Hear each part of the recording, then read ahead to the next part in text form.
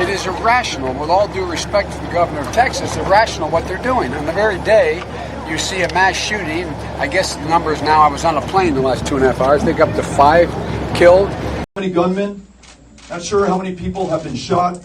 Don't know how many people have been killed. The condition of those who have survived. Don't know what the motivation is. Do not yet know the firearms that were used or how they acquired them.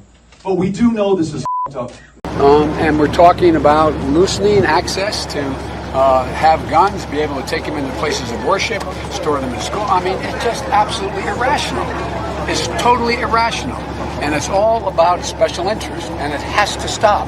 It has to stop. Let me start by saying today, if it's an average day in America, 7 children and teenagers will die from gun violence.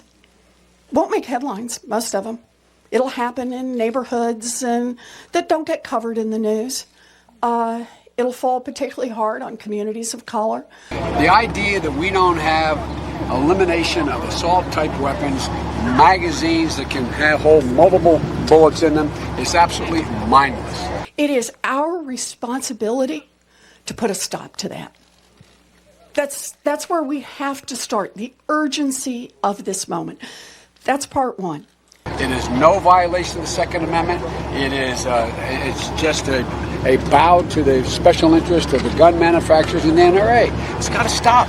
Part two is, think about what I just talked about corruption.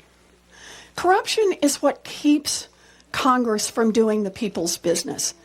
The overwhelming majority of Americans want to see us take sensible gun safety regulations. They want to see us change the laws. And those who say, maybe some do, that the tree of liberty is watered with the blood of patriots, meaning you got to be able to have enough power to take on your government. Universal background checks, assault weapons off our streets, get rid of bump stocks, and the ability to fire weapons in a short period of time. There are a lot of things we could be doing. Well, you need an F-15. You need an M1 tank. You need flamethrowers. You need bazookas. No, I'm serious. If that's the rationale, okay? So why doesn't it happen? And the answer is corruption. It's corruption. Right now, we have a Washington that is held hostage by the gun industry and the NRA. That has to stop. Now, that has not been the rationale for the Second Amendment, in most scholars' view. But here's the deal. We've always been able to say certain people should not own a weapon.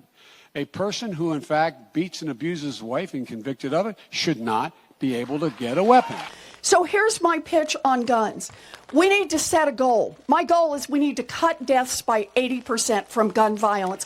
That includes suicide, domestic violence, mass shootings, neighborhood shootings, and not rest until we've done it. So thank you. A person who's engaged in violence should not be able to get a weapon. A terrorist should not be able to purchase a weapon. I can go on the list. That's why universal background checks are absolutely required. And they do not violate anyone's Second Amendment right. They do not violate anyone's Second Amendment right.